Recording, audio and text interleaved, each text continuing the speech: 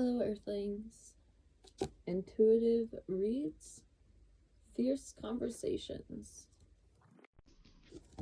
with Miss Jane Says. Hello, I'm Miss Jane. Page 116 in Bulletin is. I like that.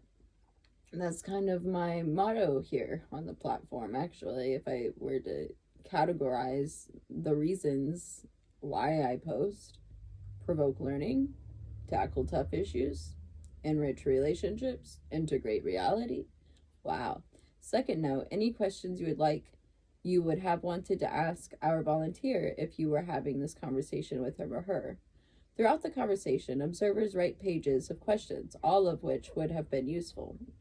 Or I'm thinking about my homemade cards, intuitive confirmations cards, and those are like the answers to questions I haven't heard. I put the word techniques in quotation marks because when you master the courage and skill required for fierce conversations, you no longer consider any part of your behavior to be a technique. Everything you do is natural and vital, such as these. More bulletins. I will show you the page.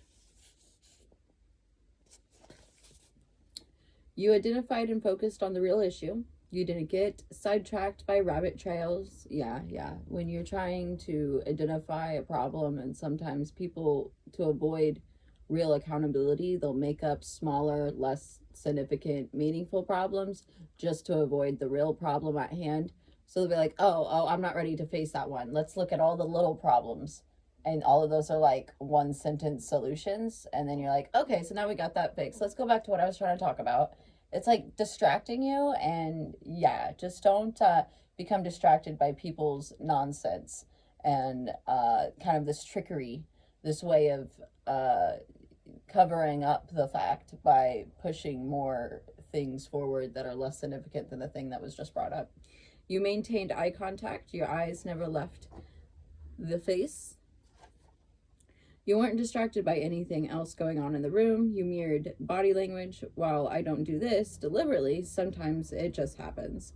When you got emotional, you didn't rescue him, or when they got emotional, you didn't rescue them. You nodded and made sympathetic sounds, indicating empathy. You didn't offer advice even when the solution seemed obvious. You used silence powerfully. You will be mightily tested. Most people don't do well here. This is on page 119. It's folded over, actually. It's 117. Wow. Trickery. Look at